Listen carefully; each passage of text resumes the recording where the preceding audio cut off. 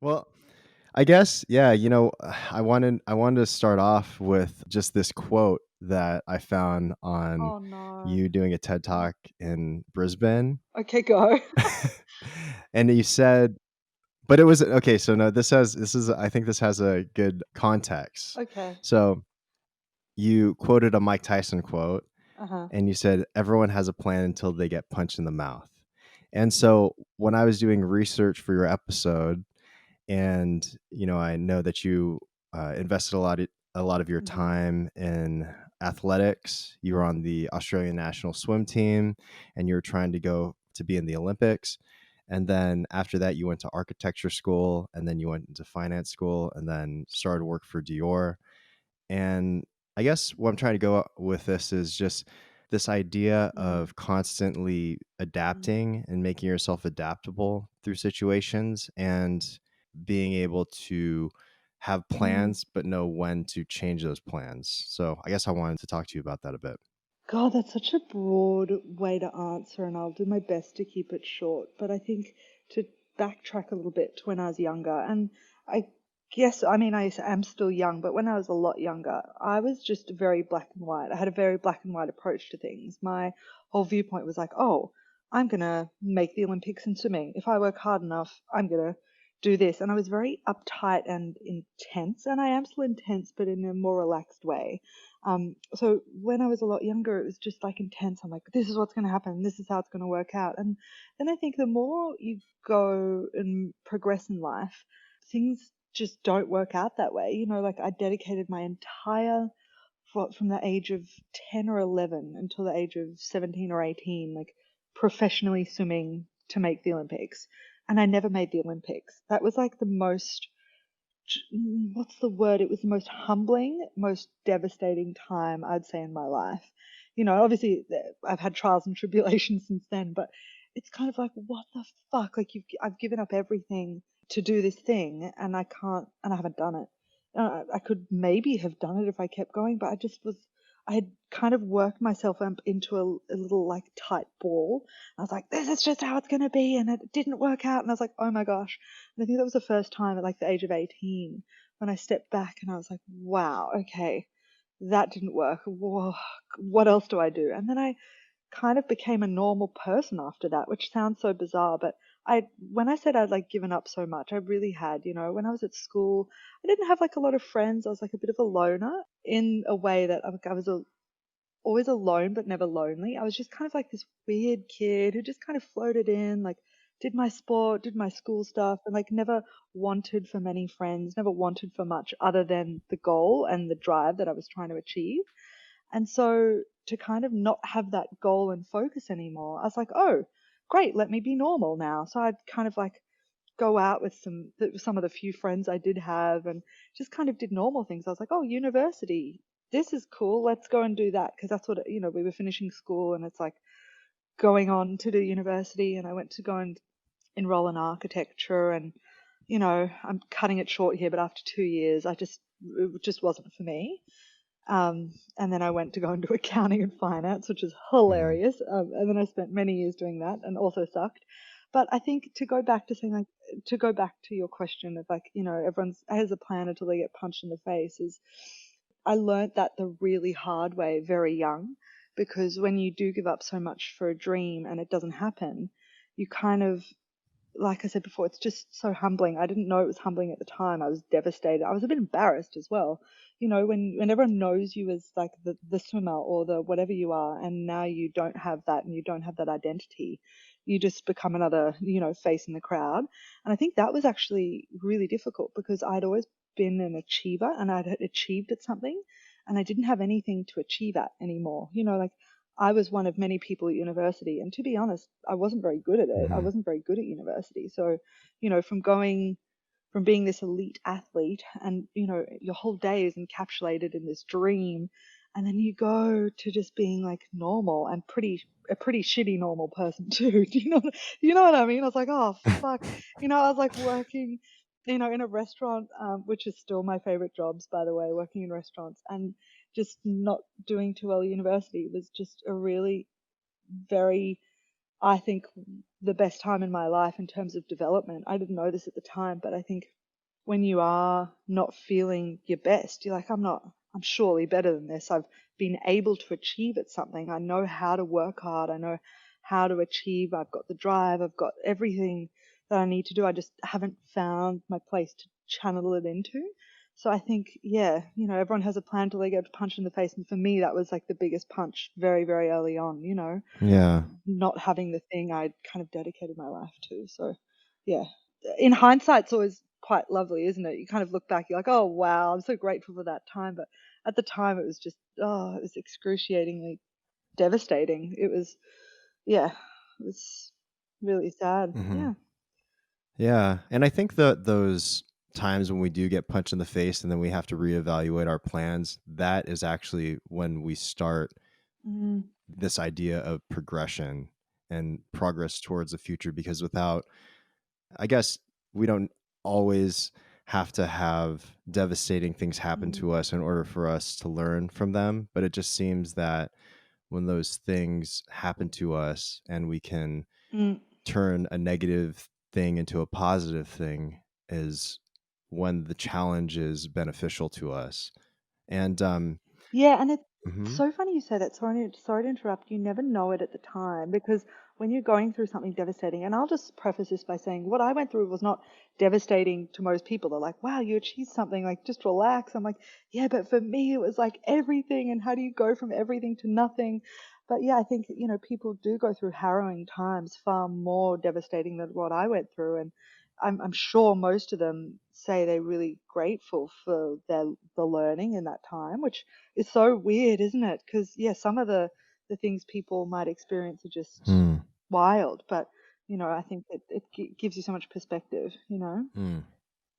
But how much do Mm. you think that is about the energy that you put into something? Because, like, let's say if your life were an experiment and you're doing these experiments, and one of the experiments is swimming, and then the next one is architecture school, and the next one is finance, and then the next one is retail, like high end retail that you went into. And then this next iteration of the experiment is your artwork. And then you're also taking all of these other experiences, such as this idea of discipline that you get from being an athlete and these ideas that you get from architecture school, and then putting them into your exhibitions. And so I guess what I'm trying to get at is just this idea of that constant curiosity and that constant energy. Like, how much do you think your perspective is shaped by that more so than the final Mm. product, like the actual the medium? God, that's so interesting. It's such a great question, and I don't fully know how to answer it, but I'm going to answer it in the way I think I know how to answer it. Okay. I think, I will be judging your answer. yeah, you should. Just It's yeah, yeah.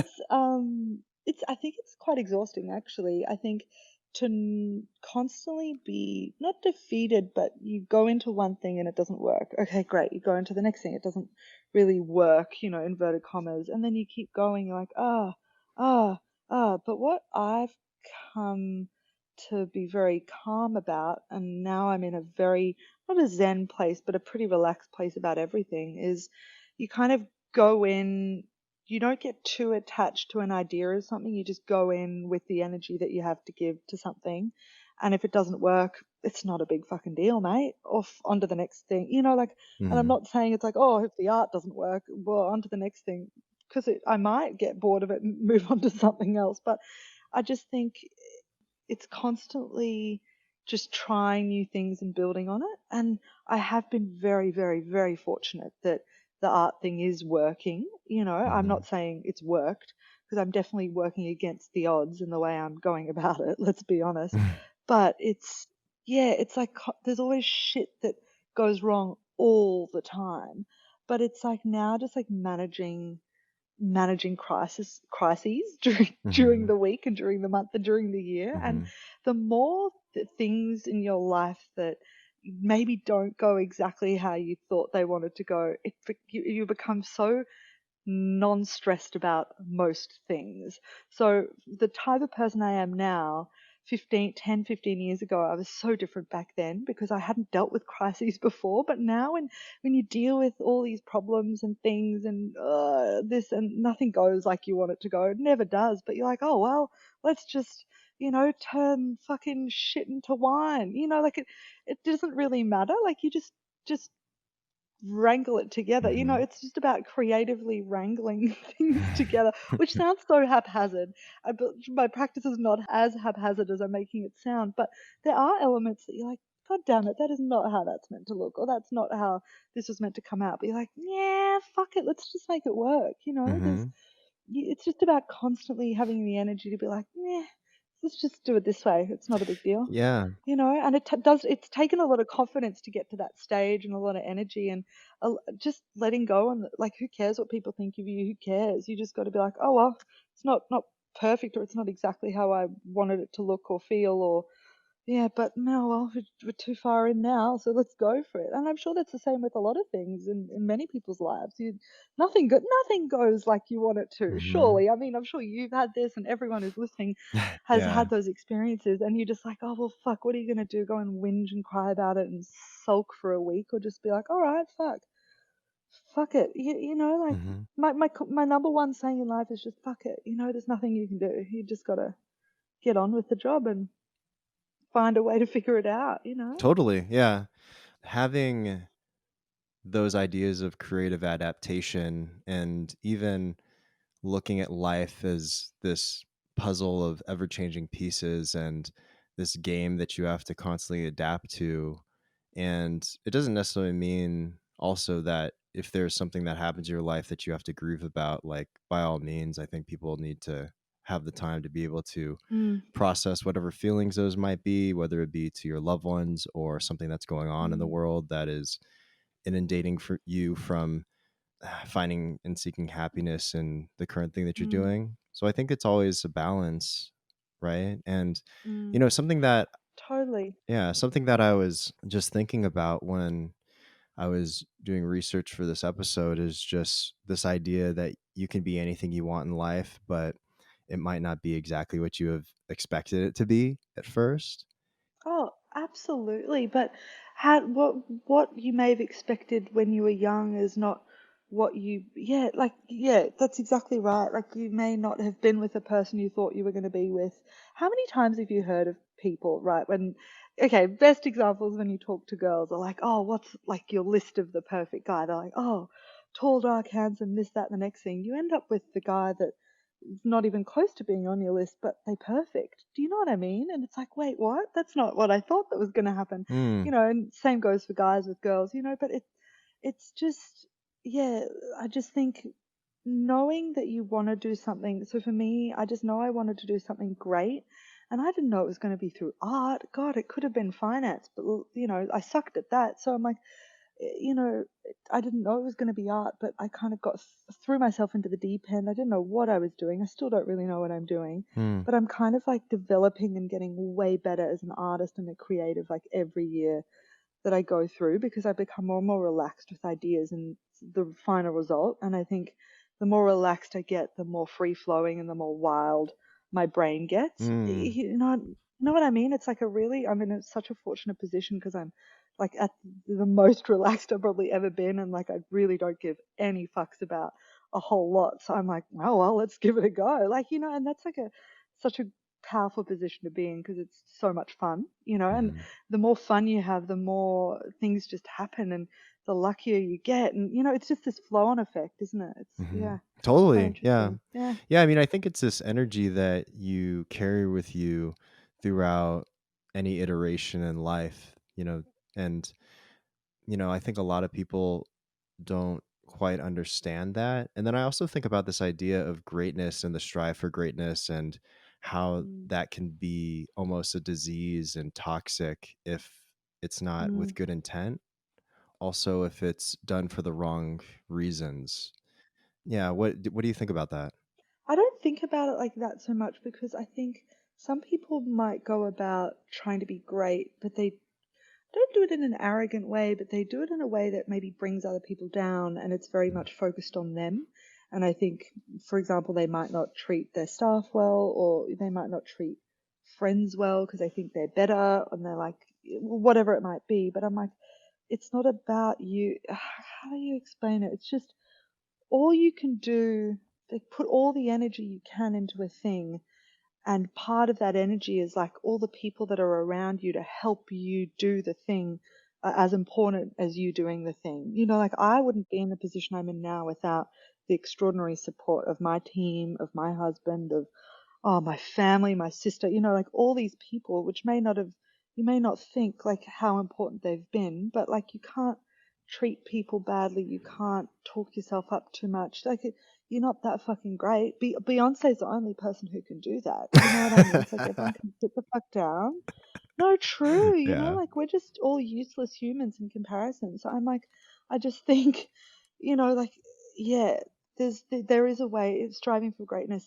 There's a really ugly way to do it, and if you're doing it that way, do you, man? That's fine. But yeah, there's like a very calm way to go about doing it, and I'm learning the calmer way because it takes less energy. People want to be around you more as well. Like people want to help you Hmm. build your dream, because you make it their dream too, because it's fun when you do it with everyone and it's like a team thing. And Hmm. I'll be honest, like when I was younger, when I was swimming, it was very much an individual sport. And it was very much like me. And I think I was that type of like, win at all costs when I was younger, but I think I did it in a really ugly way. And maybe I didn't achieve what I wanted because I did it in that kind of like very selfish way. Hmm. And I think I've come to understand over time that like that doesn't work. No one wants to be around that. You waste so much energy, selfishly, trying to pursue your goals, and no one enjoys it. And just being more relaxed, getting more people involved in whatever it is that you might be doing, and kind of going about it in a more, I hate the word relaxed, but in a more calm, like whatever kind of way, Yeah. just works. It works for me anyway. Hmm. Maybe that's an Australian thing, but I've just found the more I relax and the more I bring people in and just I'm honest about the things I want to achieve, just the more things seem to go in the right Hmm. direction. Yeah, I Yeah. think being able to trust your process, and also, I mean, I think, as I was doing more research for this interview, it's, like Shit, I would love to know some of like okay, like some of the weird shit you found in can we ask those questions at the end? I want to ask like what's the weird shit you found on me? the weird I would shit I love to found. know. I Yeah. mean, I Yeah. don't know. I don't think I found any like weird shit necessarily. I think, Oh, okay. what I enjoyed about understanding your process is throughout the Mm, years, I could see this idea of adaptation and struggles, but you have this sort of like effortlessness in terms mm, of you have a sense of humor to you. And I think mm, that that kind of gets lost in not just the art world, but just people in any profession that take their work too seriously.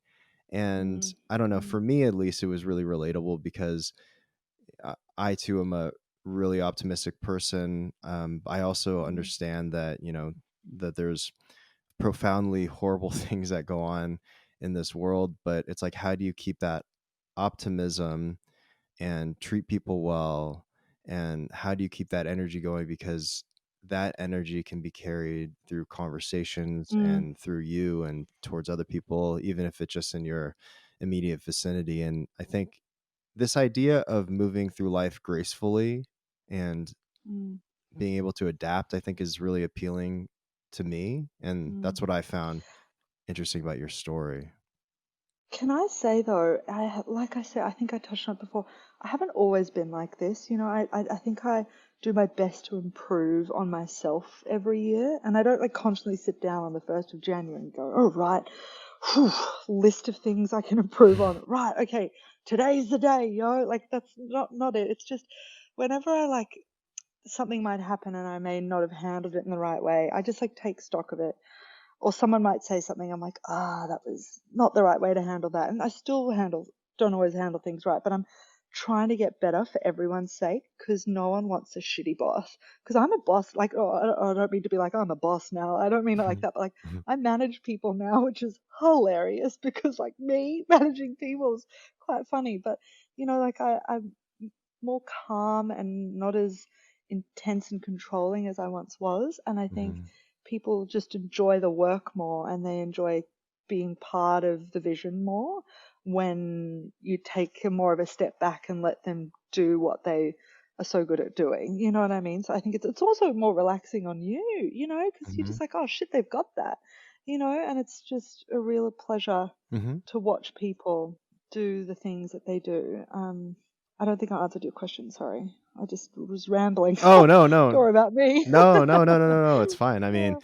I don't know if I had really a question. I was just kind of um, commenting on this Yeah. idea of effortlessness, and Yeah. I think it's whether it's learned or if it's just a I natural. think it's definitely learned. No, no, no. It's not natural. It's definitely. I'm not naturally a relaxed or calm person. I really don't think I am. But I think I wanted to become that because you see and I listen to so many podcasts. I'm so fortunate in my day that I can listen to so many people talk, Hmm. and on everything from like podcasts like Planet Money by NPR and you, who I've just recently tuned in on business podcasts, like it just is never ending. There's so many wonderful things to listen to, audiobooks, Netflix, and just talking to people, like real life people, and you gain so much perspective and you learn, and I don't know. And it's really funny to talk about management and being relaxed and being effortlessness in art because art is, it, you don't think of it as like this business and practice, but it is, well, where I'm at anyway, not for everyone. That's not for everyone. But, it's like I'm very, very lucky to be able to run such a big, successful practice in a very relaxed way. Because I think I set it up like that. I'm just like, oh, it's too much effort to be so intense and so uptight about it all. Also, you can't plan for how things are going to happen. Art's so subjective, isn't it? It's like, some people just fucking hate it. What you gonna do? Like, you can't force people into it. Yeah. No, it's true. Like, you often see a lot of people might, well, not a lot, but some people might message me on Instagram and say, hey, how do I get people to view my art? I'm like, mate, you're asking the wrong person. Like, I can't help you with that. It's either shit or it's great. Yeah, you might even be Yeah, asking the wrong people, question.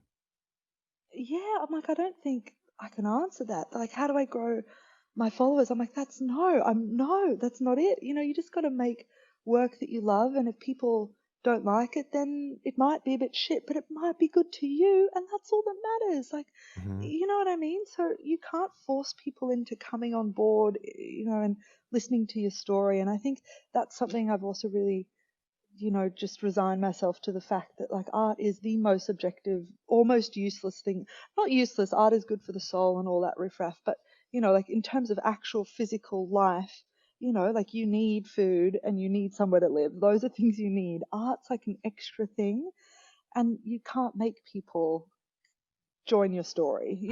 Like they either want to or they don't. You've just got to kind of do your thing, and if people want to get involved, they do, and if they don't, you can't do anything about it. Yeah. Yeah.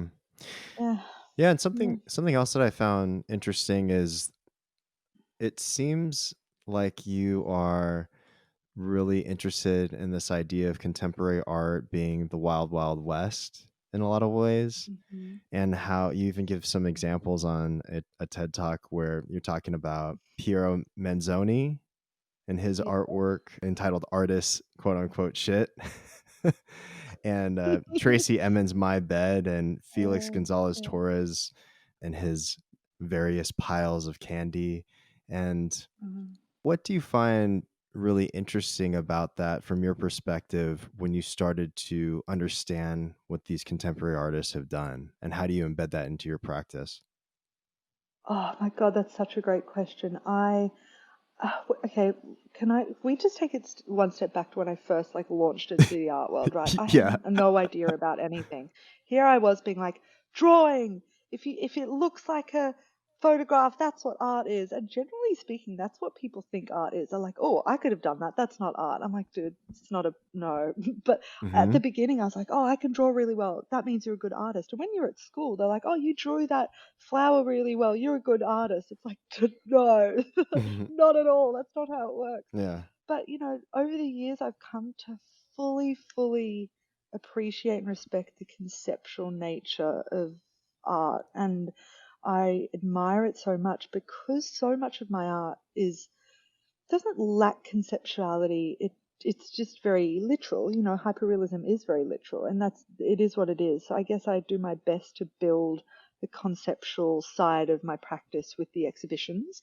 But I really, really, really admire. I mean, those three artists that you mentioned were just easy names to talk about because the artworks are so easy to consume and really interesting and really famous as well. But there's so many artists out there that their work is so conceptual, and I don't know why I love it, but it's so 1 + 1 = 384. Mm-hmm. For me, 1 + 1 equals 2.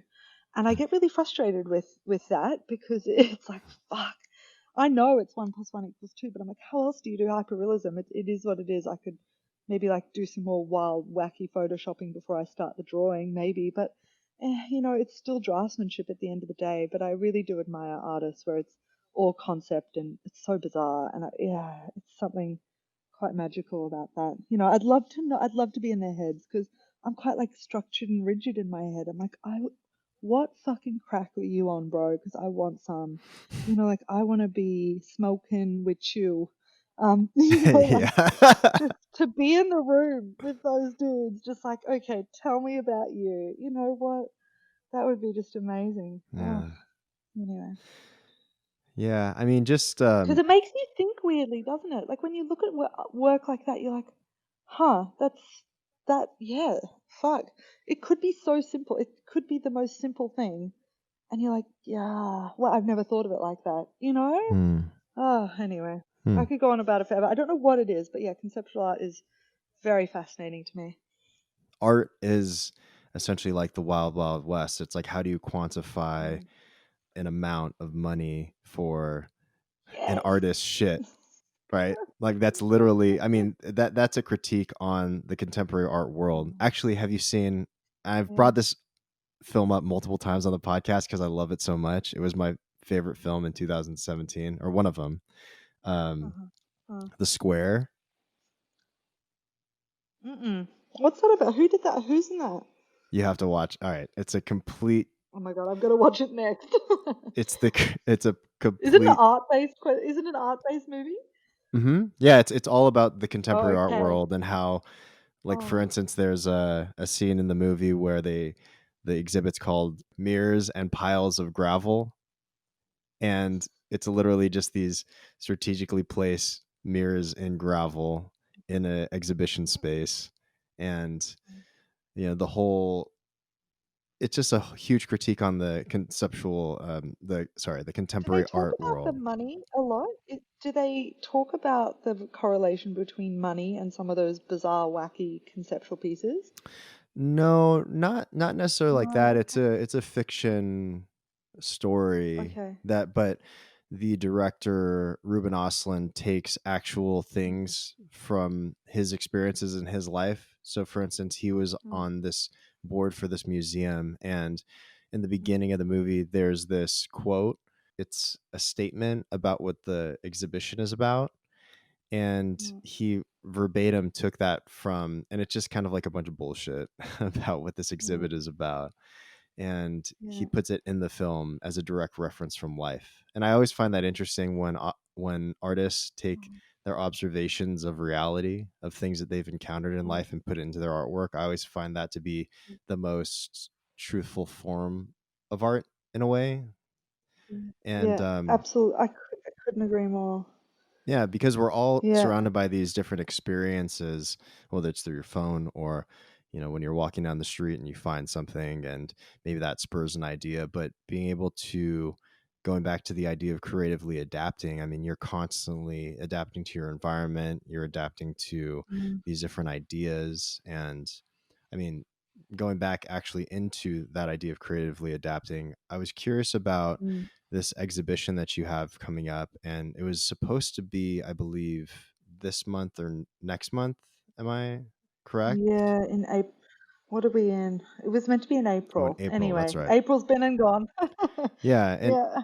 and so when that happened with, coronavirus happening and your show in London and the church being postponed, like, what do you take from that? Were you freaking out, or were you just kind of like, okay, well, this is the cards that were presented to me, so I have to adapt to it? What's your take on that? Oh, so not stressed in that it was like if it was something I had done directly, I think I would be more pissed off at myself. But I don't think it was just me that's been affected. I think everyone around the world's been affected, and it's been a fascinating time to be alive, So if I was there being like, oh, God damn it, this is so unfair, it's like, dude, it's unfair for everyone. Like, shut the fuck up. So I'm not so stressed about it. It's gonna happen. It's not like the church burnt down and it's like, oh fuck, It's Hmm. like no, still there, like everything's hanging out, like nothing's, it's just gonna go on a little bit later, which is fine, it's Hmm. I can still execute the idea later on. Yeah, it's not a big deal. We're already working toward the next exhibition, so I'm like not stressed. I'm like, okay, boom, on to the next, I'm still working as if it's already happened, and then we'll just like do it sometime early next year, and then pretty soon after that another exhibition. So everyone's going to be bombarded. Everyone's going to be annoyed with me in 2021. Hmm. Sorry, everybody. You're going to get two big fuck off exhibitions next year because why not? Sorry. Do you say two Yeah, fuck off exhibitions? yeah, Uh, two big fuck off exhibitions. I usually only do one, but I'm like, well, look, 2020 we all wrote off, didn't we? So yeah. we'll do two next year. So yeah, I mean, it sucks, but like once again, it's one of those things. It's like you just can't do anything about it. It's like, oh well, Mm. let's work toward the next thing. Yeah. I don't know. Yeah. Yeah, it's not as stressful as you'd think. Well, I'm not stressed about it. Mm. Yeah. Yeah.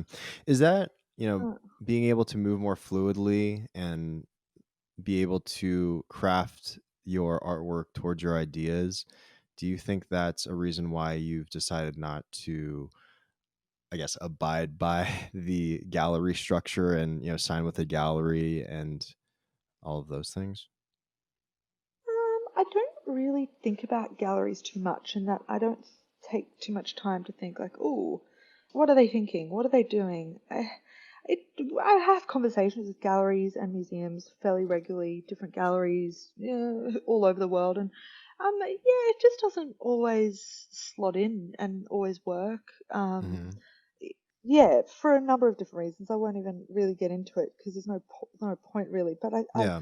I love how the gallery system works. It just doesn't work for me, and I think it'd be crude of me to say that galleries are, irrelevant because they're not. I think some galleries are shit, obviously, like with anything, there's a lot of shit things out there. Some galleries are awful, some are extraordinary. So, I think there'll come a time when I will work with a gallery. It just needs to be the right fit. Hmm. So I think right now I'm fortunate that I can kind of like go at my own speed and do what I need to do. I don't always want to work like this. It would be really nice to have the support of a gallery and museums later down the track. But it's one of those things like, how I said you can't force people to like your work. It's like you Hmm. just can't force people to kind of join your vision and join your team. They might not be ready for it. They might never be ready, so it's fine. Like I'll just keep doing my thing.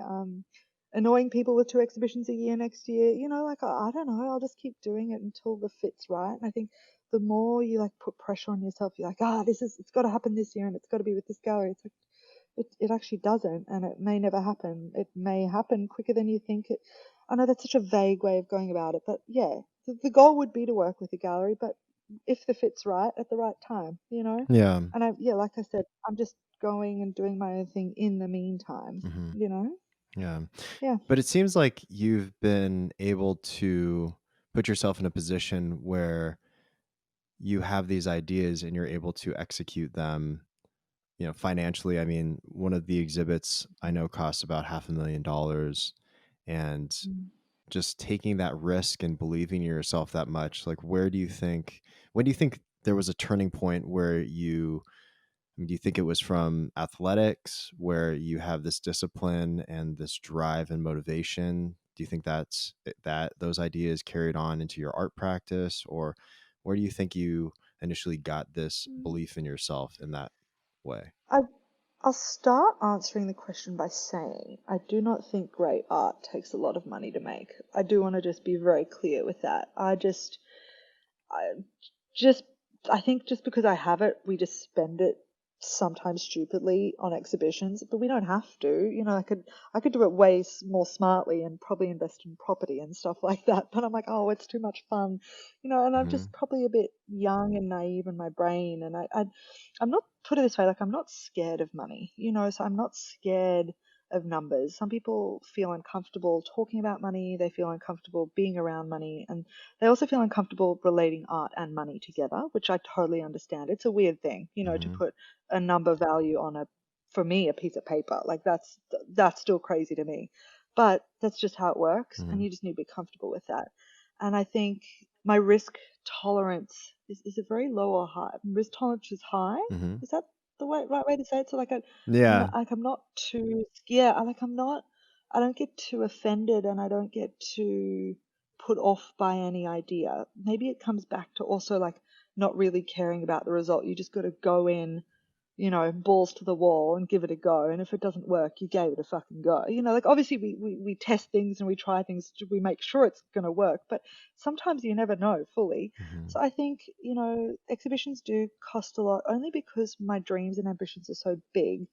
I do think that some ideas I have are not as expensive, and they're probably better ideas, Hmm. So I don't think it should come down to cash, but I think I'm in a position where I'm able to fund these really elaborate exhibitions because I don't look at the money as mine, if that makes any sense. I don't take anything out for myself. I'm not interested in living a flashy life so much. I'm really very focused on building my practice. So I've said this before, but I do kind of run my practice like a startup in that I don't live like a wild life at all. Like we work really hard, we live really humbly, and I think Hmm. because of that, I've been able to put so much more than I should have back into the practice because I just believe in it more than expensive snacks, and more expensive shoes and handbags, Yeah. So it's like, yeah, it's just, Yeah. yeah. So I think most people would be like, oh wow, like just starting to pay myself this year and last year has been a huge like change, in our lives, which has been really fun. But it's like imagine sacrificing something for so long in order Hmm. to build a vision. That's kind of psycho and a little weird, but it's just never like having short term money has not been of interest to me. I'd rather build a bigger vision and then everything else comes later if it's meant to come later. Yeah. You know what I mean? So I'm not Hmm. like interested in living in a more expensive rental apartment. Like, it just Totally. doesn't matter, Yeah. Yeah, so it's like I think, well, we're only able to put so much in because I don't take anything out, Hmm. just pump it back in. It's Hmm. just fun. Yeah. Yeah, and I think like yeah, it's interesting just how money can change a lot of things for different people, and Mm. how I think at the end of the day it's like people have to examine what they're utilizing the money for, and if accumulating Mhm. more money and more resources is actually beneficial. Or I recently watched this documentary by Mhm. Lauren Greenfield, and it's called The Queen of Versailles. Have you seen it? Mhm. Mhm. I have. Yeah, and just the main character, or I guess there's two main characters, but the husband, who's this runs Mhm. this $1 billion organization that does timeshares. At some point in the film, he's saying something to the effect that I've created this. I'm like in a nightmare of my own doing, Mhm. and I don't know. I guess it's interesting, like going back to this toxicity of drive, Mhm. and I'm just observing this from different stories and different people, and seeing how money affects different people, and how that relates to capitalism in mm, our capitalistic societies. I know you live in New York now, and I live in mm. LA, and the entire US is built off of capitalism. And yeah, I think it's just interesting how the idea of greed takes away from our human experience, and being Yeah, able to, we're talking about how, if you're a boss and you're treating your employees poorly, how that just takes away from just the experience of connecting with yeah. human beings on an authentic level. And I think that's just what it's really about, is just, having friends and But you know what? I think there's so many ways to go about doing it. It's like there's some shitty definitely. people and some shitty bosses who are in it for themselves and they live this flashy life and they are very successful. You're like, how did that fucking happen to them? You know what I mean? But it's like that's just what makes the world go around. And to be honest, I love watching the train wrecks. Not the train wrecks, but like it's so funny watching like the uber rich live their life. You're like, that looks like fun. Honestly, that looks like a hoot. But like we're not at that level yet. It's like we can't just go buy yachts and jet. You know what I mean? Like so I'm sure I'll become like really fucking obnoxious and really gross later on. No, Mhm. I'm kidding. But like So- right now it's just chat to us in 10 years time, all right? Like no, yeah. I'm kidding. But it's like what's the point? Like I've been around people, like, I'm sure everyone has actually. Everyone listening knows a person that has changed so much due to circumstance, and it's not nice to be around. No one cares for, and it's like, oh God, like, I was brought up in a really hardworking middle class family, like those type of things just don't change. The way you were brought up, the way you were raised, you know what I mean? And like, Mm. I would feel so uncomfortable if all of a sudden you go in and start doing weird, flashy things. Like all of a sudden you start to exclude all your friends who have been your mates for forever, and it's like, why? Why do that? What's the what? That's just silly, Yeah. So yeah, it's like there's no point, and you don't need much to live off and live a great life. Mhm. You really don't, Totally. So it's like you don't need much more than you've already got. Everyone thinks they do, but you really don't, and Mm. it's just so much more fun. I get so much enjoyment out of building weird exhibitions that are so unnecessary in the world because it's just fucking fun. Like, you know what I mean? Like, what the hell, you psycho? But it is just a hoot. And like, it's so hard to explain, but I genuinely get so much enjoyment out of like, as opposed to just like living in a nice big apartment. Like I don't have Totally. many friends anyway, so like, what am I gonna do? Like invite my Mhm. dog over to be like, hey, come hang in the lounge? Like what? So it's like it's just more fun, like being able to show this fun thing that we built and worked on, and sharing it with like more people and yeah, I get so much enjoyment out of that, and I don't, yeah, going weirdly, weird segue. At Mhm. the beginning, I mentioned I'm like a bit of a loner, like I'm always alone but never lonely, and I don't know fully how to express that, but I think because I'm a loner, I am able to do the work that I do so well. So I think the type of work I make, hyperrealism, and also just deciphering and developing these crazy exhibitions. I think I can only do that because I am on my own in my head and in my thoughts so often. Mm. I don't search for companionship so much. I'm just really like to develop things silently and independently, which is very strange. Yeah, I get a lot of enjoyment out of my self reflection time, if that makes any sense. I'm not Mm. very spiritual. I don't do yoga. I don't do sports. But yeah, I just like, I really enjoy just being on my own. I get a lot of energy from that. So I think because of that, I'm able to put all this energy into these big, unnecessary, fun things, Mhm. Yeah. Yeah.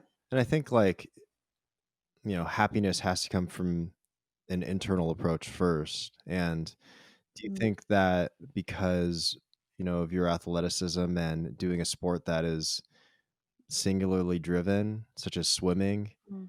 help shape that idea within you? Yeah, maybe.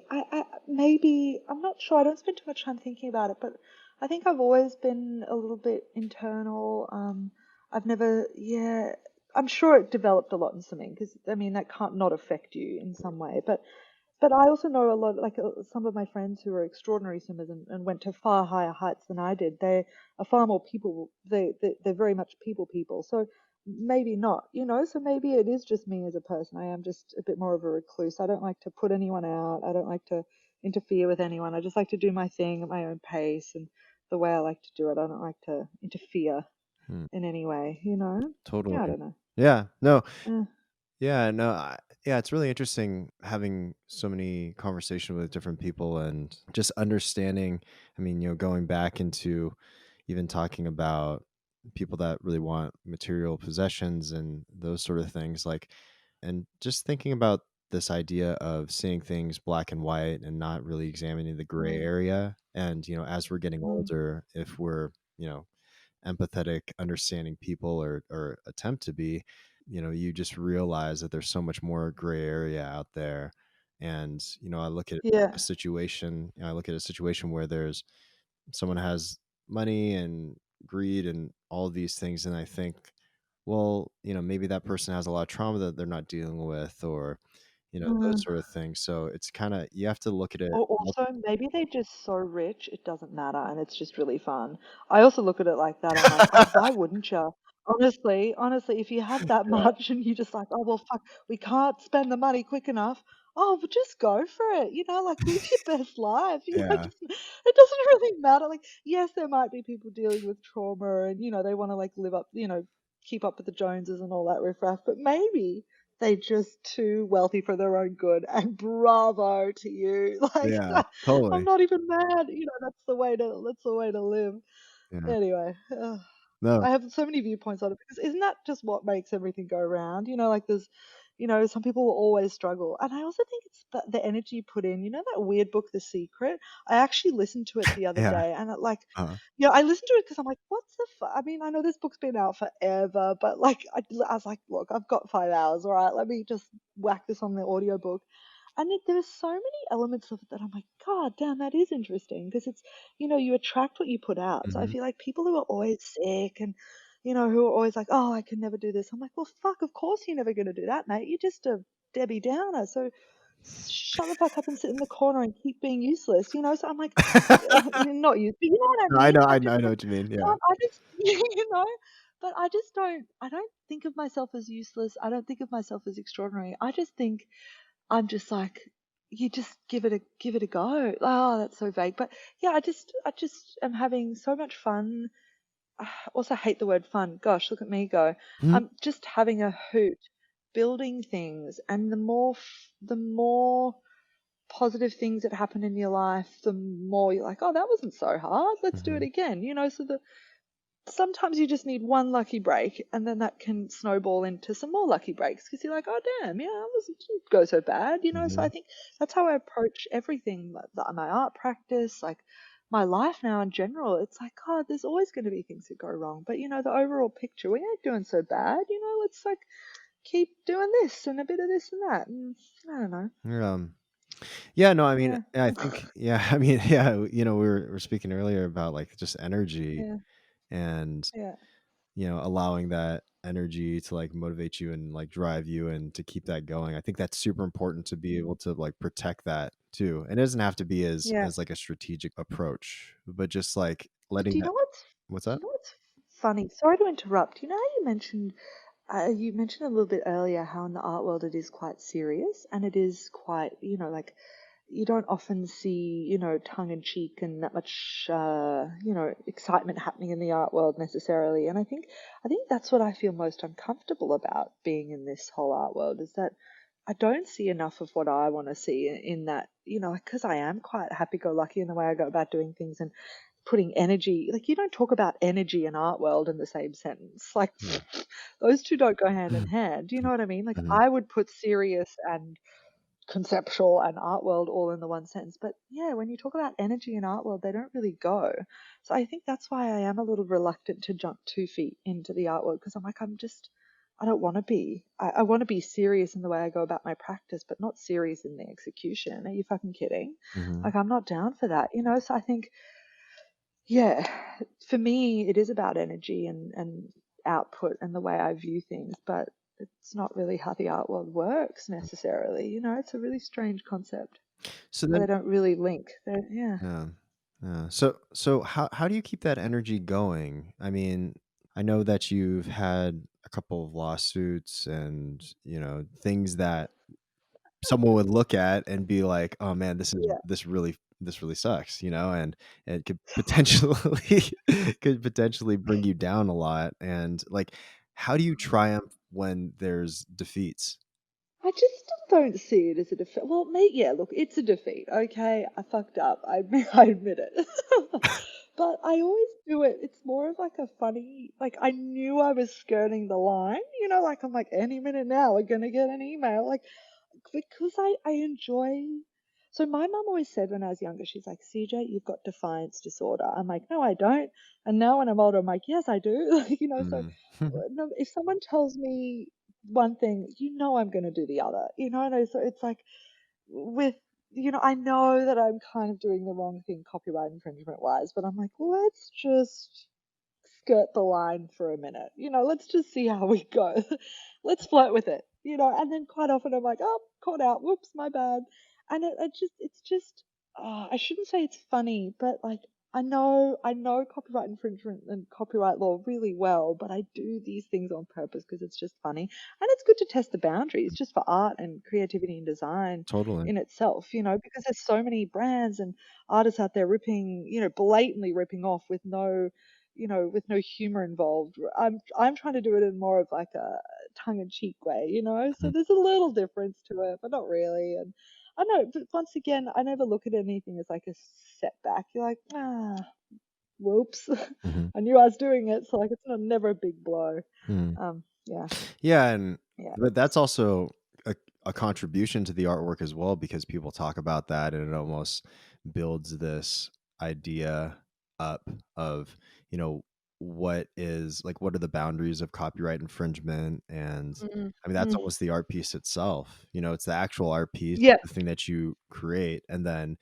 the art piece in the social setting, and like yeah, what that context talks about, capitalism and these corporate lawyers coming after you, a small, well, I mean, like an artist, yeah, it's yeah. like not a small artist, but, like coming No, after this totally. artist for copyright infringement things where it does it really benefit them? Or is it more so about just asserting power and dominance over someone else? Yeah, And yeah, I mean, totally. And you that's, know what? yeah. Yeah, it's so funny. We're currently embroiled in a different one, and it was a brand who may have copied my artwork, Mm, and and when it comes to brands copyright infringement, I have a huge problem with it because when artists kind of rip you off, I'm like, yeah, go for it, keep being cute, that's fine.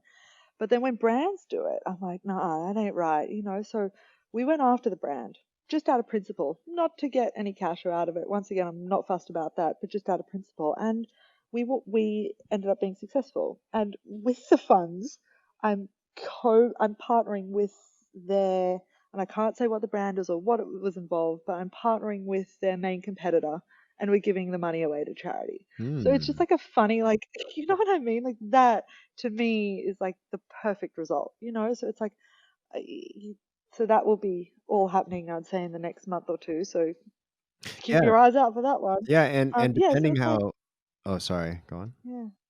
There you go. Oh, no, I was gonna say, and depending how you document that too, like, that becomes an artwork in itself in the real world.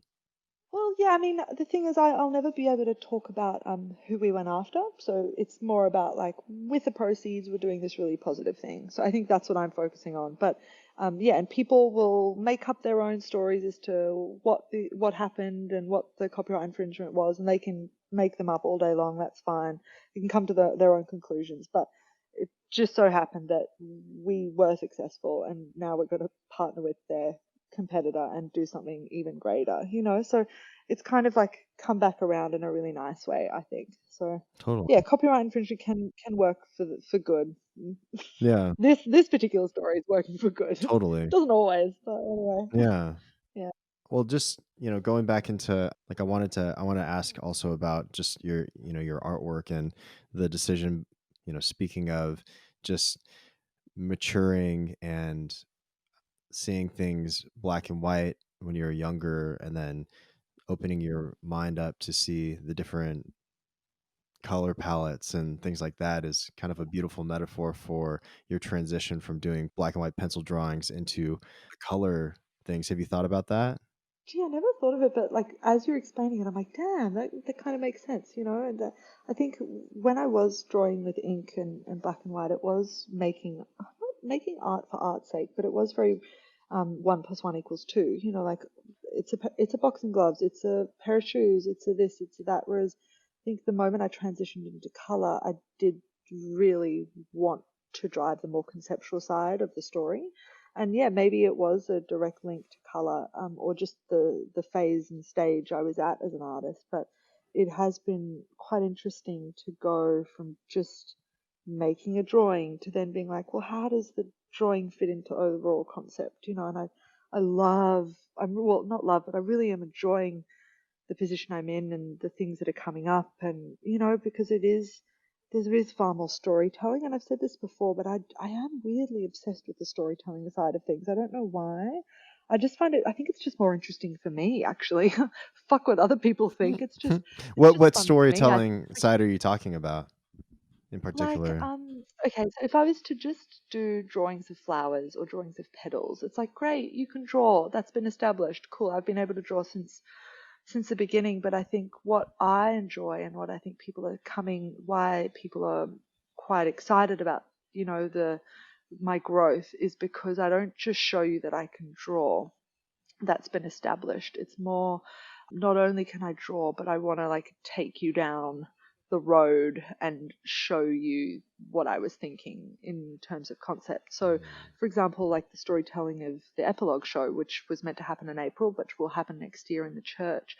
Like, we don't have to renovate a church and do all these wonderful things with the experiential side to the exhibition, but it's just a really interesting way of showcasing the idea, and people can get involved in it, you know, and instead of just drawing a pedal, like, yay, finger claps for you, Mhm. you know. And yeah, I've just enjoyed being able to like merge the very technical aspects of my drawings to the much more conceptual nature of the installations.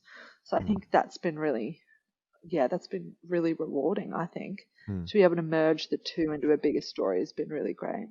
Yeah, and also you telling your story in a more public arena, such as the TED Mm. Talks that you've done and various podcasts. I mean, people can glean Mm. some sort of understandings of just you as a Yeah. person, and you telling your stories of just changing your careers and your ideas Mm. behind what you wanted to do. I think that creates this beautiful narrative of just what someone can do with their life. And Yeah. and I will say, I Mhm. think TED Talks are fun, but like they're quite annoying in that you only have 15 minutes to like get something across. And it's like you're on stage in front of all these people. I'm super nervous. I forgot half the lines. Like, you know what I mean? It's always a load of bullshit. Also, Mm. when people write articles about you, it's never what you said. They've kind of merged it into some shitty, you know, like clickbait article. You know what I mean? There's Yeah, so many clickbait articles. I'm like, oh, for fuck's sake. Like yeah. it just, sometimes so many articles that come out, I'm like, it just sometimes paints the picture that I am just kind of like, yeah, this Instagram, like, hack. I'm like, oh, lol. Like, you know, there's so much more to it than that. But I guess if that's what people are writing, that's what they see. So you can't get too pissed off about it. But But why I'm so yeah. grateful to like be talking to you and on podcasts is because, yeah, you can just be like, this is just how it's happened. You know, there's been no like, you know, how to hack your way to grow Instagram followers. Mhm. Like, what? No, like, fuck, that's not even at all been one goal or focus throughout everything. You know, that's not even relevant to the conversation, you Yeah. know. So I think it's so great to be able to talk to you like this. Yeah. But do you find that some of the Mm. negative aspects, or articles rather that people write is more entertaining? Because I feel like that you would find, Oh yeah. yeah, I feel like you would find some sort of, I don't know, something hilarious out of it, of Uh, the spectacle, but maybe. you know, but it is, but you know what's funny? I never get too worried about what comes out. Like, yes, they might be really just basic dumb articles, like how to become an Instagram artist. It's like, oh, okay, cool. Like there's a big back end machine, but all right, Yeah. let's play along with this. All right, Yeah. so Oh, I well, that's think actually what I was going even to name this podcast. the Instagram hack. There Yeah, you the go. It's the Instagram, yeah, fucking quote title. unquote, the Instagram hack. 100%. Like how to gain 500 million followers quick. Like no. Yeah. So I Yeah. think Hey, we yeah, our artist code needs clickbait, so yeah, totally. So yeah, I think it's also one of those things, like you can't force people to like your art, so you can't force people to talk about how you want to be spoken about. So it's like, oh well, like if they're gonna write what they're gonna write. So I think for me, I'm very unfussed about what gets written because I'm like, oh God, they lost the point in that. No big deal. And also I think it's partly my fault. I am quite relaxed in the way I communicate about my art, which is my own fault. I need to talk about it more seriously. And the concepts and the way in which I go about it is very, very serious. But I don't like to talk about it in that way because I don't want to not be taken seriously, but I just feel very uncomfortable talking Hmm. about it in that way. So I think, it's 100% my Hmm. fault that I don't, have more serious articles written, but it's just the way I go about doing things, just in this conversation, it's far more relaxed and, Yeah. like I could talk about all the hardcore things that are happening, but like, that's a bit boring. So Hmm. it's just Yeah. more fun to talk about it like in a more relaxed way. Yeah. But I like how you talk about it in a more relaxed way because then it becomes more relatable to people. And you're not like Yeah. sitting here like being all up your ass about what you're trying to project out there to the world and trying to create this Mm, facade. And, I think, yeah. it's interesting just to think that this idea of creating artwork and various character tropes that people play within being a quote unquote artist that they feel like they need to Mm, follow, but yet in their yeah. mind they might be thinking that, oh, I'm being authentic, but actually you're just Uh, being the facade of what you think is an artist, you're but being, right. yeah, a fucking wanker. Like, oh, Yeah, exactly. and that's and that's also fine. There's a lot of wankiness that goes on, but once again, that's part of it. Like Yeah. the art world's very, exclusive and elusive and, Yeah. behind closed doors, and that's fine. That's not going to change. But I guess I'm just this like dude. I'm just this kid who's just rolling around, doing these exhibitions. And yeah, taken seriously or not, it doesn't really bother me entirely. I think the work and the concepts speak for themselves, and if they don't, then that's my fault. Fuck, I fucked it. So it's like you Hmm. just got to do, you just got to do what you can. And I think the concepts can be quite deep and quite big and speak to a lot of people in different ways. But I don't think I need to be that very big, deep, serious person. Hmm. Then that would be really not true to who I am. Hmm. But like, if you're a wanker and you want to be wanky, just do it, mate. Like no one's going to stop you. And that's what's great about being an artist. We talk about the wild, wild west. There's no rules. Hmm. There aren't rules. You can make the art you want to make. You can talk about the concepts you want to talk about. You can do it in the way you want to do it. And there's no one telling you it's wrong. And I think that's what's so scary about the art world because there's literally no rules. Hmm. Anyone can join. Literally, if anyone's listening and you're an accountant, no, you can join. You can join the game. Come on down. There's no one saying you can't join, and I think that's why the art world is the way it is because there's no barriers to entry. Schmucks like me can rock up and become an artist. So yeah, it's like you don't want a lot of me around. So I guess that's why they're like, oh, this CJ character, like, fuck, when's she gonna stop? Well, Uh, I mean, you have yeah, a certain I'm ruining it for them. Fuck. Whoops. whoops. Whoops. Well, Whoops. yeah, I mean, I think there is a lot of merit to your work, and you have expertise with drawing, and also just these ideas of various conceptual artists that then inform you along the way. And I think it's Mm, interesting thinking of ideas as seeds and how those seeds are transplanted into our brains and what sprouts from those seeds. I always find that to yeah. be fascinating. I mean, even this podcast, for instance, someone that's listening to it, they might, well, first of all, they might think that both of us are wankers, or they might take it Possibly. they might take it with some sort of level of understanding, and so I don't know. Yeah. Just that planting seeds is interesting too, and Yeah. I was thinking And about do you know that. what I really have found interesting about the way you ask questions as opposed to some of the other questions I've been asked? It's more about like it's not necessarily about the art. And I know we've touched on the art, but I think your questions have been very interesting because I think people might gain a lot of insight into this interview because it's nothing I've really spoken about before, which I really enjoy and appreciate, Mm. So I'd like, there's, listening to some artists in the previous episodes I've listened to, I think there were some things I didn't know or even think about, with some of the artists that I did know prior, I'm like, oh, that's an interesting way of going about that question. So, Hmm. yeah, I think the way you're asking it's really interesting. Hmm. Oh, thanks. Yeah. Yeah, no, thanks for pointing that out. Yeah. I mean, Yeah, it's really good. Yeah. yeah, thanks. I mean, I'm just trying to make sense out of this crazy, weird, strange life that we're living in, and trying. Isn't it wild? Isn't it It wild at the is. moment? Like, oh, whatever. We could go on about it forever, but Yeah. yeah, 2020. Whoa, shit. Yeah, yeah.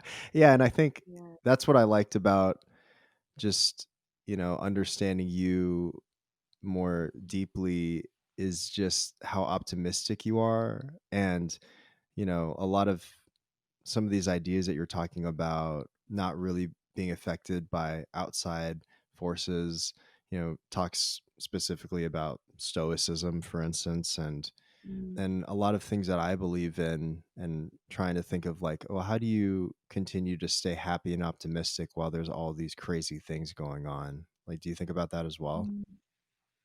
I don't spend much time thinking. I mean, obviously, I think it's important to think and respect and talk about what's going on, whether it be Black Lives Matter or COVID, or all these things are happening concurrently.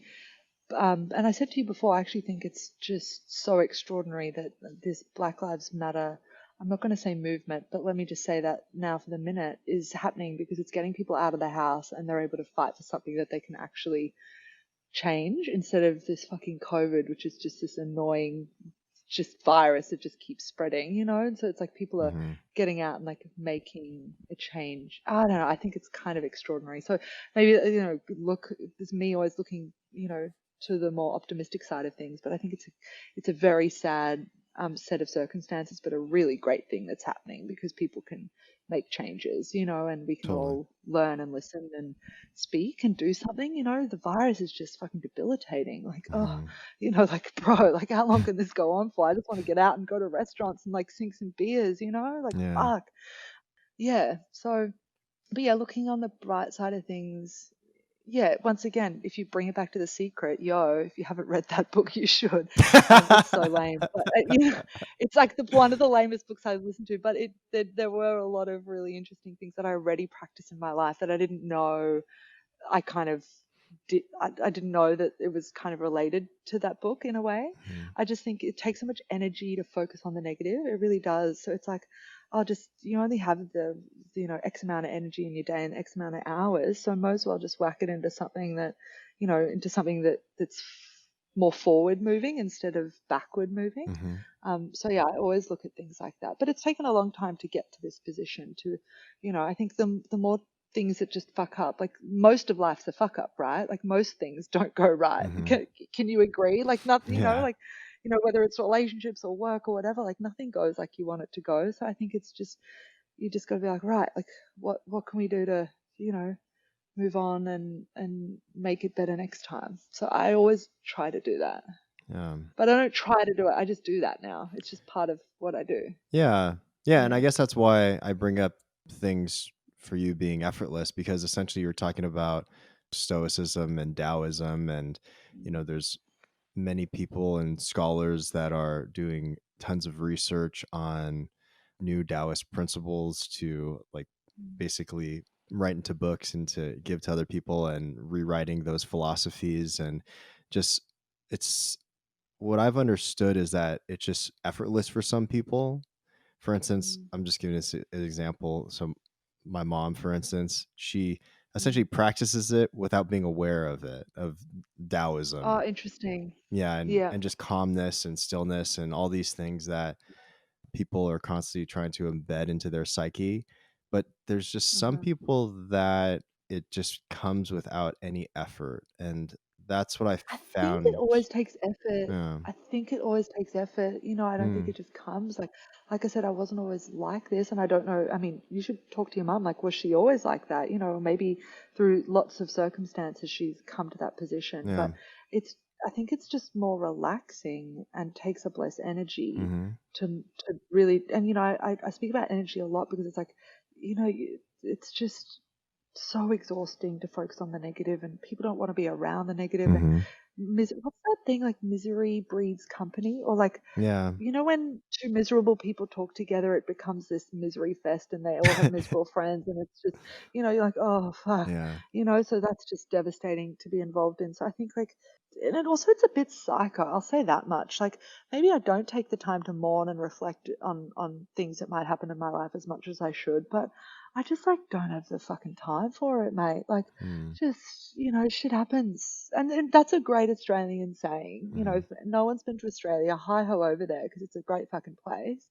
But yeah, like, you'll just hear so many people being like, shit happens, mate. What you gonna do about it? Like, that's just a classic Australian thing. mm-hmm. Like, shit happens. Like, fucking Move on with it. whatever. Like, or if you, yeah, move on with it. Like, fuck, Mm. you know? Yeah. Yeah. Yeah. I mean, yeah, I think everyone has their own way of dealing with things. I think it's just about moving in a way that it's the most authentic to you and how you can do it with the most Yeah. grace. That's Yeah. how I Yeah. internalize it. But yeah. It's funny how you like how to do it with the most grace. I would never, ever, like, I've described myself as graceful. No, no, no. I'm not graceful in the slightest, but I Mm-hmm. think I've learned to become more calm in certain situations, but I would never describe myself as graceful. So Mm. that's funny. Yeah. Yeah. Hmm. Well, Yeah. well, no, thanks. Thanks for taking the time. And Oh, it's a pleasure. yeah, no, This has been you've got a very, like, relaxing, soothing voice. So I feel like it's, like, been a meditative chit chat, like, you're very calm to talk to. oh, thanks. No, Oh, it's been great. Thank you. my mama gave it to me, I guess. Oh, bless. You must call your mama and thank her. You need to call her straight away and be Yeah, like, Mom, thanks. let's phone her in on this conversation right now. Oh my God. Hang No, on, actually? Are you joking with me? Oh, no, you're joking. yeah, Okay, sorry. Yeah, I'm you do totally that one. kidding. Hey, mom, hey, can you get on Okay. Zencaster? What's Zencaster, Yeah, honey? real quick. How do I log in? What's an app? Okay, no. Okay. All right. Yeah, forget it. That'd be Yeah. hilarious. Well, thanks I for have having me. wanted to bring her on Yeah. as a guest though, because I find her to be super Oh, fascinating in certain ways. dude, just do it. Just do it. Yeah. Like, just fucking record the interview. Like, that'd be fun. And it could be one of those interviews that you don't publish if you don't want to, but God, just do it for yourself. That'd be great. I'll tune in on that one. Yeah. Aw, that's awesome. Oh, show. Yeah. Well, thanks for having me. I appreciate it. Appreciate the chats. Definitely. Yeah. Thanks for taking the time and yeah, Absolute pleasure. yeah, love talking to you. Yeah, thank you. Thanks for doing what you're doing. It's great insight. I appreciate it.